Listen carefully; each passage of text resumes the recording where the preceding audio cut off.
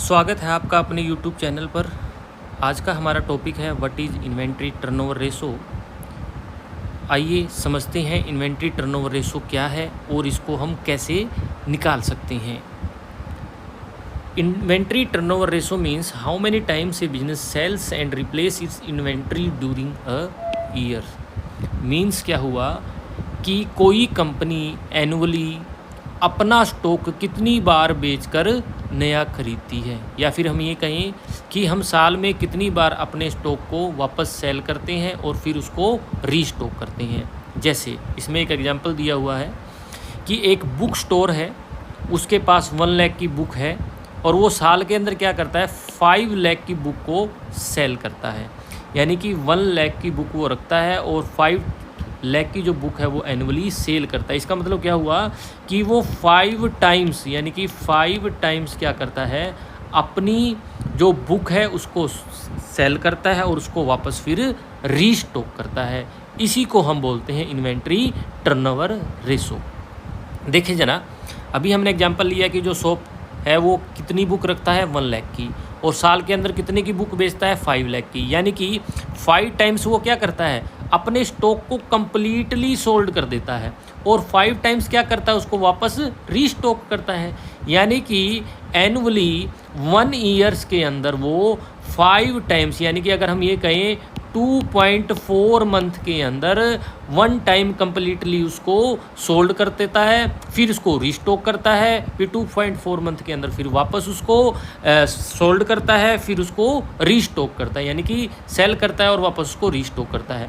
यही जो 5 टाइम्स आया है यही हमारा इन्वेंट्री टर्नओवर रेशो या क्या बोल सकते हैं इसको स्टॉक टर्नओवर रेशो आता है। अब इसका फार्मूला क्या है इन्वेंट्री टर्नओवर रेशो का? इन्वेंट्री टर्नओवर रेशो का फार्मूला है cost of goods sold divided by average stock. Average stock हमारा क्या होता है, opening stock plus closing stock divided by 2।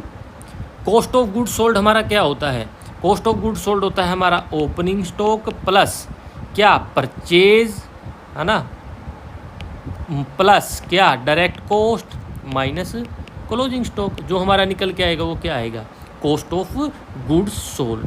तो हमारा फार्मूला ये हो गया। अब इसको एक सिंपल क्वेश्चन से हम समझने की कोशिश करते हैं, जो हमारे डाउट है वो सारे अभी दूर हो जाएंगे।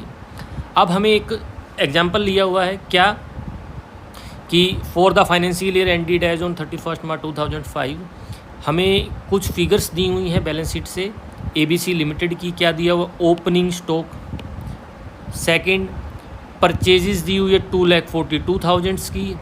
सेल्स दी हुई है। ग्रोस प्रॉफिट दिया हुआ है सेल के ऊपर कितना 25%। हमें निकालना है इन्वेंट्री टर्नओवर रेशो या स्टॉक टर्नओवर रेशो। आइए देखते हैं स्टेप बाय स्टेप हम इसको कैसे निकालेंगे। स्टेप 1 में हम क्या कर रहे हैं, सबसे पहले हम निकाल रहे हैं cost of goods sold. Cost of goods sold निकालने के लिए हमें क्या चाहिए, हमें दिया हुआ है क्या, सेल्स दी हुई है, कितनी दी हुई है 3,20,000। प्रॉफिट दिया हुआ है कितना, सेल के ऊपर 25%। 3,20,000 का जब हम 25 निकालेंगे तो निकल के हमारा कितना आएगा 80,000। जब हम सेल में से ग्रोस प्रॉफिट माइनस कर देंगे तो हमारा क्या आ जाएगा 240 क्या आ जाएगा, कॉस्ट ऑफ गुड सोल्ड आ गया। अब हम क्या करेंगे, इस कॉस्ट ऑफ गुड सोल्ड हमारा आ गया, हमें अब दूसरा क्या चाहिए, एवरेज स्टॉक। एवरेज स्टॉक के लिए हमें क्या चाहिए, हमें ओपनिंग स्टॉक चाहिए और क्लोजिंग स्टॉक चाहिए, है ना, दो ही चीज़ तो चाहिए, ओपनिंग स्टॉक और क्लोजिंग स्टॉक। अब हमें क्या दिया, ओपनिंग स्टॉक को दिया हुआ, क्लोजिंग स्टॉक मिसिंग है। अब हम क्लोजिंग स्टॉक को निकाल लेंगे। कैसे निकालेंगे आइए देखते हैं। क्लोजिंग स्टॉक निकालने के लिए अब हम क्या करेंगे, हमें पता है कॉस्ट ऑफ गुड्स सोल्ड किसके बराबर होता है, कॉस्ट ऑफ गुड्स सोल्ड जो होता है हमारा वो किसके बराबर होता है, opening stock plus purchase plus direct expenses minus closing stock, है ना।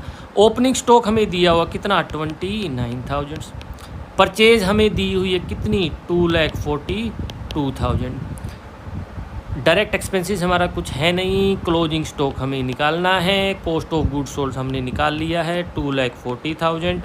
जब हम इसको सोल्व करेंगे तो हमारा जो क्लोजिंग स्टॉक आएगा वो कितना आएगा 2,71,000 माइनस 2,40,000 इक्वल टू 31,000।